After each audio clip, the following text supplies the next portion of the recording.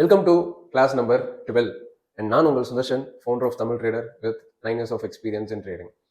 இன்னைக்கு நம்ம பார்க்க போற டாபிக் வந்து IPOs. அதுக்கு முன்னாடி என்னோட ஒரு ஃபேவரட்டான சீக்வன்ஸ். ஸோ இன்னைக்கு நான் படித்ததில் மிக பிடிச்ச கமெண்ட் என்ன அப்படின்னு பார்த்தீங்கன்னா, ஆராதனா கிச்சன் 528 அவங்களோட தான். அவங்க என்ன சொல்லியிருக்காங்கன்னா, சூப்பர் ப்ரோ, யாருமே பண்ணாத விஷயத்த பண்றீங்க, எல்லாரும் 30,000 50,000 கட்டி ட்ரைனிங் போக முடியாது. ஹிந்தி சேனல்ஸ், ஃபாரின் சேனல் நிறைய பேர் ஃப்ரீயாக கற்றுக்குறாங்க, இங்கே மட்டும்தான் எல்லாத்துக்குமே காசு கேட்குறாங்க. Super bro, we will start அப்படின்ட்டு சொல்லியிருக்காங்க.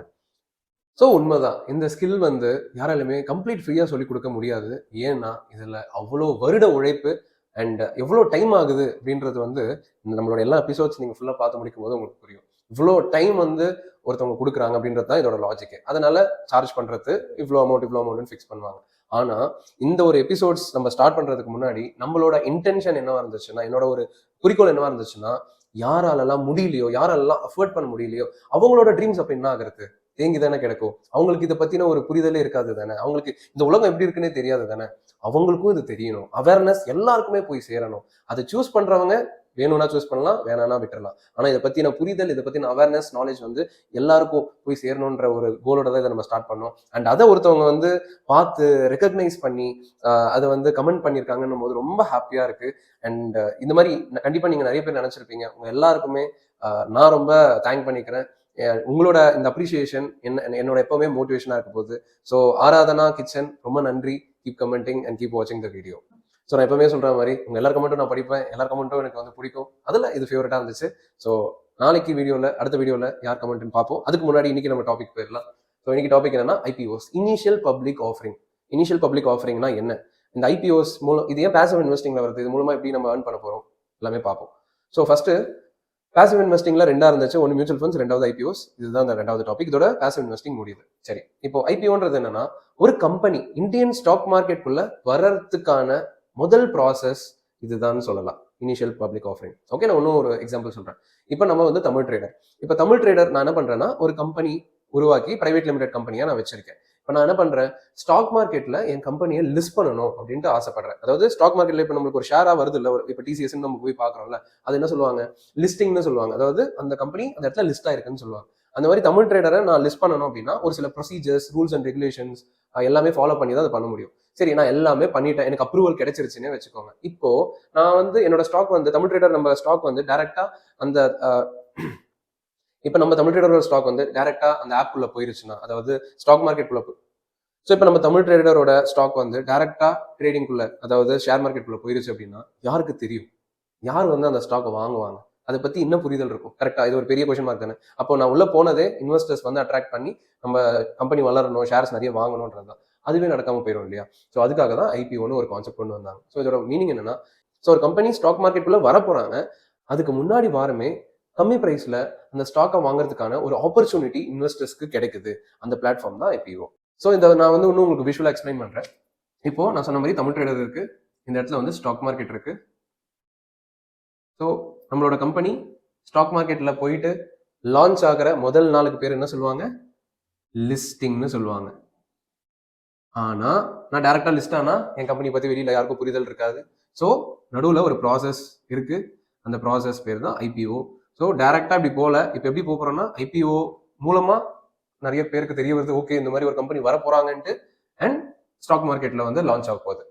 இப்போ உங்களுக்கு புரிஞ்சிருக்கும். சரி, இதுல என்னென்ன ப்ராசஸ் இன்வால்வ் ஆகுது அப்படின்னு பாத்தீங்கன்னா, மொத்தம் இந்த ஐபிஓல 4 ப்ராசஸ் இருக்கு. முதல்ல இந்த ஐபிஓ நம்ம ஏன் அப்ளை பண்ணணும்ன்றத ஃபர்ஸ்ட் புரிஞ்சுக்கலாம். இப்போ தமிழ் ட்ரேடரோட ஷேர் பிரைஸ் வந்து நான் என்ன யோசிச்சு வச்சிருக்கேன் அப்படின்னு பாத்தீங்கன்னா, 100 rupees வந்து யோசிச்சு வச்சிருக்கேன், அதாவது ஃபிக்ஸ் பண்ணி வச்சிருக்கேன், ஸ்டாக் மார்க்கெட்ல லிஸ்ட் ஆச்சுன்னா இருக்கணும் அப்படின்ட்டு.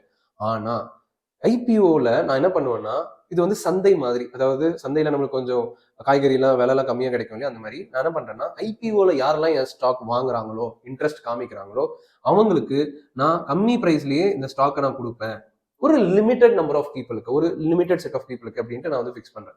யோசிச்சு பாருங்க, ஒரு வாரத்துல ஒரு ஸ்டாக் வந்து 50 ரூபாயில இருந்து 100 ரூபாய் போகுதுன்ட்டு தெரியுதுன்னா, அப்ப நிறைய பேர் என்ன பண்ணுவாங்க, அந்த ஸ்டாக் மேல இன்ட்ரெஸ்ட் காட்டுவாங்க, அந்த ஸ்டாக் வந்து வாங்கணும்ட்டு ஆர்வம் காட்டுவாங்க இல்லையா.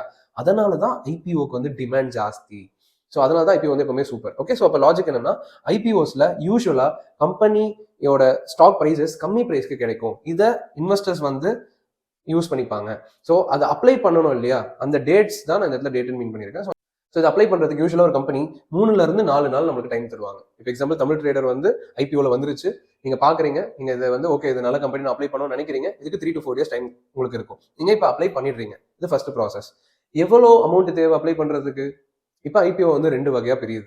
ஒன்று வந்து பார்த்தீங்கன்னா மெயின் போர்டு ஐபிஓ, ரெண்டாவது வந்து பார்த்தீங்கன்னா எஸ்எம்இ ஐபிஓ.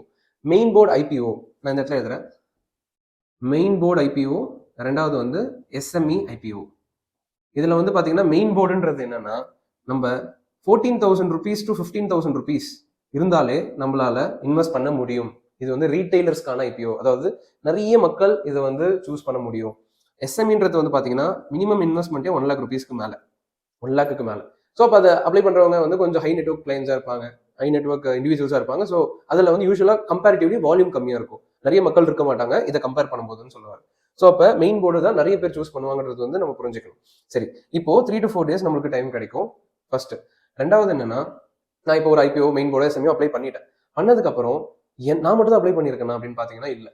இப்போ அந்த இடத்துல ஒரு 100 ஷேர்ஸ் தான் அந்த கம்பெனி கொடுக்க ரெடியா இருக்கான்னு வச்சுக்கோங்க. அந்த ஐபிஓல 100 பேருக்கு தான் கொடுக்க ரெடியா இருக்கான். ஆனா அப்ளை பண்ணவங்களோட கவுண்ட் என்னன்னா 10,000 இருக்கும். ஒரு எக்ஸாம்பிளுக்கு நான் அந்த நம்பர்ஸ் யூஸ் பண்ணிக்கிறேன். ஓகே, ஸோ ஒரு 100 ஷேர்ஸ் தான், சாரி 100 பீப்புளுக்கு தான் கொடுக்க ரெடியா இருக்காங்க அந்த கம்பெனி.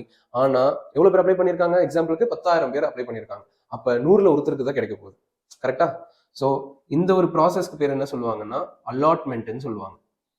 கரெக்ட் தான், நீங்க நினைக்கிறது கரெக்ட் தான். எல்லாருக்கும் கிடைக்காது, 100ல ஒருத்தருக்கு தான் கிடைக்க போகுது. இது பேர் தான் அலாட்மெண்ட்.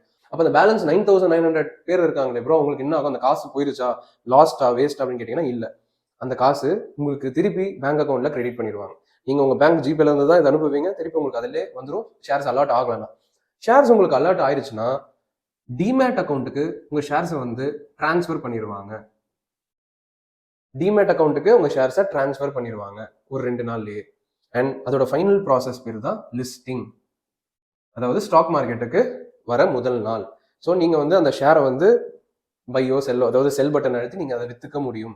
இதுதான் வந்து கான்செப்ட். அதாவது முதல் நாளே விற்கணும்னு அவசியம் கிடையாது, வேணும்னா முதல் நாளே வித்துக்கலாம். நிறைய பேர் முதல் நாளே வைப்பாங்க, ஏன்னா அவங்க ஐபிஓஸ்க்காக மட்டுமே வந்து, அதாவது இந்த ஐபிஓல நடக்கிற ப்ராஃபிட்டுக்காகவே மட்டுமே வந்து அவங்க என்ன பண்ணுவாங்க, இன்வெஸ்ட் பண்ணுவாங்க. ஸோ அதனால அவங்க ப்ராஃபிட் எடுத்துட்டு போயிடுவாங்க. ஓகே, இதான் ப்ராசஸ். ஸோ 4 ஸ்டெப் இருக்கு. ஃபர்ஸ்ட் வந்து பாத்தீங்கன்னா அப்ளிகேஷன் டேட்டு 3 நாள் 4 நாள் டைம் கிடைக்கும். ரெண்டாவது அலாட்மெண்ட், அப்ளை பண்ற எல்லாருக்கும் கிடைக்காது, ஒரு சில பேருக்கு தான் கிடைக்கும். அது ஏன் அப்படின்றது வந்து நான் உங்களுக்கு வந்து அடுத்தடுத்து சொல்லுவேன், அதாவது அப்கமிங் கிளாஸ்ல சொல்லுவேன். அண்ட் 3வது டாபிக் என்னன்னா டிமேட்ல வந்து நம்மளுக்கு கிடைச்சிரும். 4வது வந்து வந்த ஷேர்ஸை நம்ம எப்போ வித்து ப்ராஃபிட் பார்க்க முடியும்னா லிஸ்ட் ஆகும்போது. இந்த எல்லா ப்ராசஸும் ஒரே வாரத்துல மோஸ்ட்லி நடந்து முடிஞ்சிடும். ஒரு சில கம்பெனிஸ்க்கு 9 நாள் 10 நாள் ஆகும். மெஜாரிட்டி கம்பெனிஸ் 7 daysல முடிச்சிருவாங்க. ஸோ அப்போ ஐபிஓன்றது ஒரு ஷார்ட் ஸ்பேன்ல நான் வந்து ப்ராஃபிட் பண்றேன் அப்படின்றது அதோட லாஜிக். சரி, இப்போ ஒரு முக்கியமான ஒரு கொஸ்டின் நம்மளுக்கு ரைஸ் ஆகணும். என்ன கொஸ்டின்னா, ஐபிஓஸ்னாலே அப்போ கன்ஃபார்ம் ப்ராஃபிட் தானா, நான் ஐபிஓல வாங்கினாலே எனக்கு ப்ராஃபிட் தானா அப்படின்ட்டு உங்களுக்கு ஒரு கொஸ்டின் வந்துச்சுன்னா ரொம்ப கரெக்டான கொஸ்டின். ஆன்சர் வந்து இல்லை. ஆனா ஏன் ஐபிஓஸ்க்கு இவ்வளோ ஸ்பெஷல் டிமாண்ட் இருக்கு, ஏன் வந்து இதுல லாஸும் நடக்க வாய்ப்பு இருக்கு, அப்ப நம்ம வந்து எந்த கம்பெனியை, கரெக்டான கம்பெனியை சூஸ் பண்ணணும் அப்படின்றது எல்லாமே ஒரு பெரிய கான்செப்ட் நான் எக்ஸ்பிளைன் பண்ண வேண்டியது இருக்கு. ஸோ இதை நான் நெக்ஸ்ட் டாபிக்ல நான் உங்களுக்கு டீடைல்டா ப்ரூஃபோட டேட்டாஸோட நான் வந்து உங்களுக்கு ஷேர் பண்றேன்.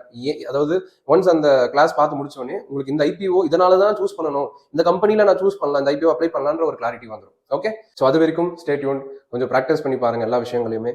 ஸோ அடுத்த கிளாஸ்ல நான் வந்து உங்களை சந்திக்க போறேன். அதுக்கு முன்னாடி ஒரே ஒரு சின்ன விஷயம், எல்லாருமே வீடியோஸ் ரெகுலரா பாக்குறீங்க, ஆனா நீங்க வந்து சப்ஸ்கிரைப் பட்டன் அழுத்திருப்பீங்க, பெல் பட்டன் மேபி அழுத்தாம மிஸ் பண்ணிருப்பீங்க. அந்த மாதிரி இருந்தால் பெல் பட்டன் அழுத்திக்கோங்க. ஏன்னா பெல் பட்டன் அழுத்திட்டீங்கன்னா நான் வீடியோ போட்ட உடனே உங்களுக்கு அந்த வீடியோ டிஸ்பிளே ஆகும். எல்லா நாளும் மண்டே டு ஃப்ரைடேல எல்லா நாளும் 5 நாளுமே 5 மணிக்கு உங்களுக்கு வீடியோ டான்னு வந்துடும். ஸோ அதனால பெல் பட்டன் அழுத்திக்கோங்க. நெக்ஸ்ட் வீடியோ நான் உங்களை சந்திக்கிறேன். நன்றி.